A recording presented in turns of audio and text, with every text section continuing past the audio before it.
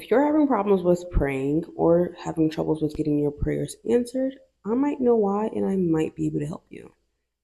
Watch this video. So I recently had to speak to my mum about how she was praying for me. And I want to bring this conversation to a lot of you guys because my mother woke up one morning and she just was like, "Oh, wherever your glory is, may it come back to you." And I immediately said to her, "Hey, stop praying those prayers." And she looked at me shocked, right? Mother's a Yoruba woman, so she looked at me shocked and she was like, "What do you mean?" And I was like, "Mom, what kind of a prayer is that?"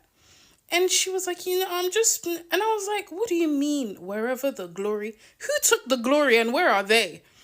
And then I said to her, "Do you pray like that for yourself?" And she was like, "Yeah, that's the type of prayers that I pray."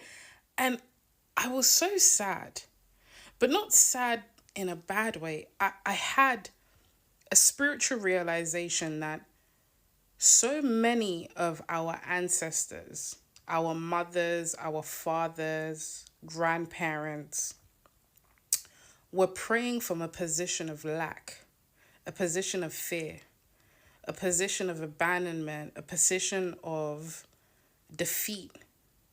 They did not understand and recognize what it was to have the language of power. They didn't pray in power, they prayed in cowering. They didn't pray in courage, they prayed in fear. They didn't pray in victory, they prayed in defeat. And I had to teach my mother that it is time for you to learn the language of heaven.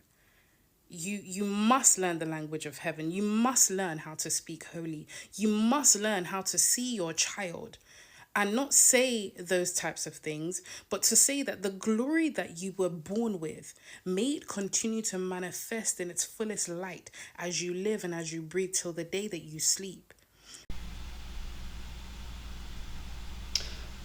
Hello, my name is Kay, and this is Eyes of the Angel Tarot. And I'm new here, so if you like this channel, make sure you like, comment, and subscribe. And today I want to talk about praying, how to pray and the right way to pray, and why some of y'all don't need to be praying for nobody, not even yourself. It's time to change that, okay? Let's begin. So, a prayer, what is a prayer? So, a prayer is a form of communication with the divine, spirit, God, Allah, a higher power, or anything, whatever you believe in when it comes down to the universe of the divine. And it could take place in many forms. It can be in the form of a chant, it could be in the form of a meditation, silent thoughts, songs, or even action. Prayers can be accepted in many ways. You can pray in the form of gratitude. You can pray in the form of a confession, or a form of reflection. You can pray for divine intercession or divine intervention. You can just pray just to listen or to hear something out. And there's nothing wrong with praying, but there is a wrong way to pray. There is definitely a wrong way to pray. Some of you pray as if you are cursing yourselves. Forgive me, for I have sinned. I am a sinner. Hear me cry. Hear my cries, O Lord. Bring back my glory. Why are we praying like that? Why are you praying as if you're cursing yourself? Some people are praying from a lack mindset. You're saying things in a way like, God, don't let me fail. God, help me succeed. When you need to be praying as a form of declaration, it needs to be a form of assertion.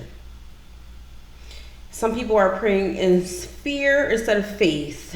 When prayer is driven by panic, desperation, or any type of like self-condemnation, like you're condemning yourself in your prayer, you're only reinforcing that negative stereotype, that negative energy. You're only calling in the things that you don't want.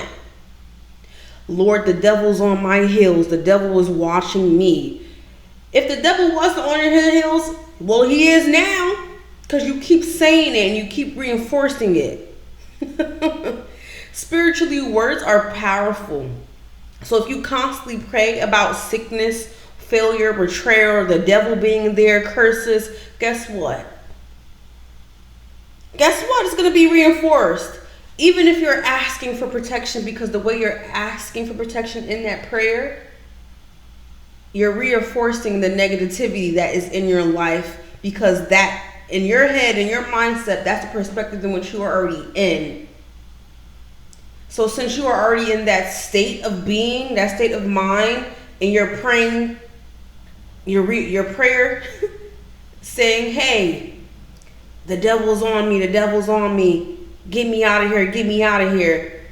That's the state of being you're going to be in. The devil's going to continuously being on you, in your head, so to speak.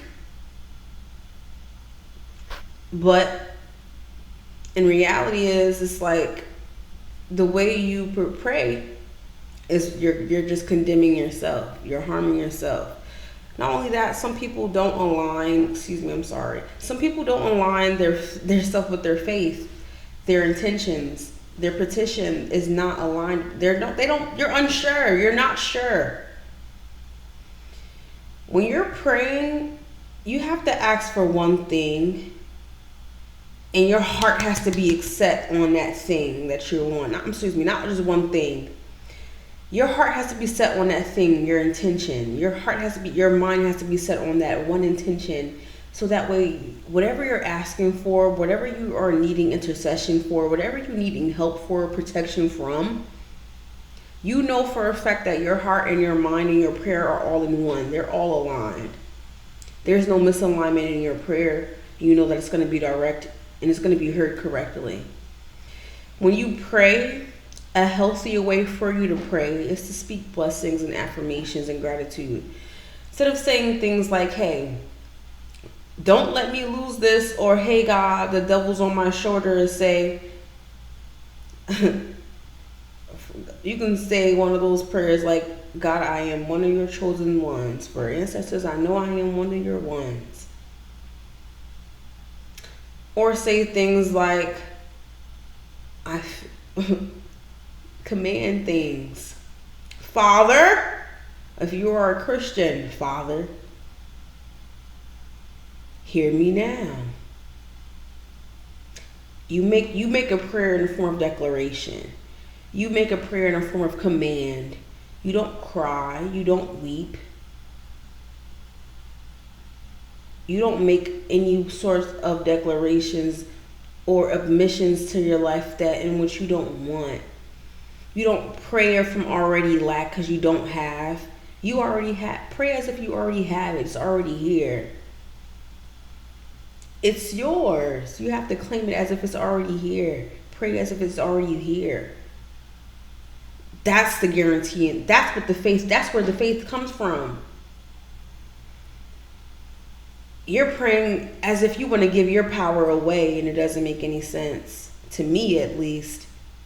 Because why would you want to pray to give your power away? But also, that's kind of how, specifically the King James Version of the Bible, that's how it's structured.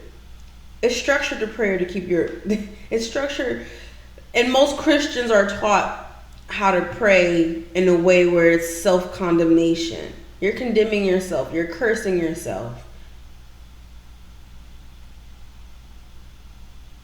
King James himself, what really came about that Bible was one of his ships, right? So King James, one of his ships, when he was on a voyage, one of his ships got hit really bad in a real bad storm. I think most of his crew, he lost half of his crew. And I believe his wife. Whoa. So I believe King James and his wife or somebody, he lost a lot of people during this voyage. So what he did, he accused people, witches at the time, of doing witchcraft on him that caused the storm. So what he did was, when he came back to the monarchy at the time, there was a mixture of religions. There were pagan religions, there were versions of Catholicism, different versions of Judaism, At the time, people were practicing different things. There was no one state. This is a Catholic state. This is a Christian state at the time. What King James did, he decided when he came back there was going to be a witch hunt. He started killing people because he accused the people of witch hunt because of the shipwreck that he experienced. Not only did he do that, he created the book of demonology to prove that witchcraft and demons did exist. So not only did he rewrite the Bible that was already out the time, that took out any wording or phrasing of any sort of revolutions, anything that mentioned any sort of like empowerment, anything that referenced any sort of separations between state and the people. Excuse me, separation between the state and the people. Anything that would go against the monarchy and his rule was taken out of that Bible and was put in position so people can rely on and and call upon the state, call upon the monarchy, call upon him. Things that would give him power, things that would give the state power, and basically ultimately take away the power from the people. So I do understand the history of why people pray the way they do pray. I get it. However, it's time to change the way you pray. When you're praying, you're supposed to declare, command. You're making a declaration. You're not crying out for help. You're declaring. You're commanding. The heavens is before you. You're calling down the heavens to come before you. Because you are protected. You have to already know that when you're praying it. Because I am blessed. You know what?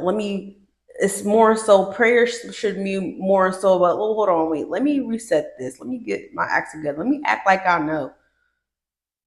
Let me act like I know. So you speak in affirmations, you speak in declarations, you speak in commanding, you speak like you own, like you have the power to speak this prayer because the heavens are before you. You're basically calling the heavens come down when you're praying. You're calling them to listen to you, hear you out. And that's what you say.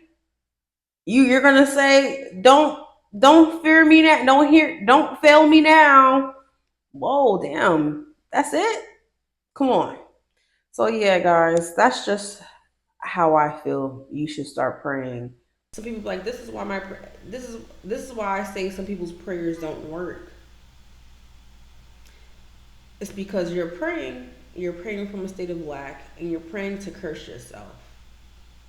So yeah, if you do pray like that, don't pray for me. I don't like that. Don't pray for me. But in a way, learn how to pray better for yourself so that way you can bring in your blessings better. Okay? Bye. Also, once again, I'm new here.